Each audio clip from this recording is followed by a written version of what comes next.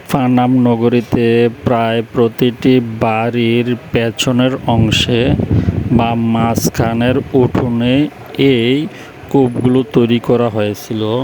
সেই সময়ে বসবাসকারী ধনী হিন্দু বণিকদের বিশুদ্ধ পানির চাহিদা মেটানোই ছিল এই কূপগুলোর মূল উদ্দেশ্য। তৎকালীন পানাম নগরের নিখুঁত নকশার অংশ হিসেবে পুরো নগরীকে ঘিরে থাকা কৃত্রিম খাল থেকে ভূগর্ভস্থ পানির এই কূপগুলোতে পৌঁছানোর ব্যবস্থা করা ছিল।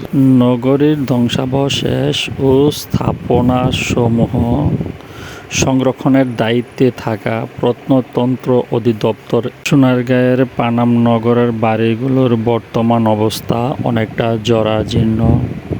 ঐতিহাসিক বাড়িগুলো ভেঙে পড়ছে, খসে পড়ছে, দেয়ালে শেকড় গজিয়েছে এবং কোনোটির ছাদ বা দেয়াল ইতিমধ্যেই ধসে পড়েছে।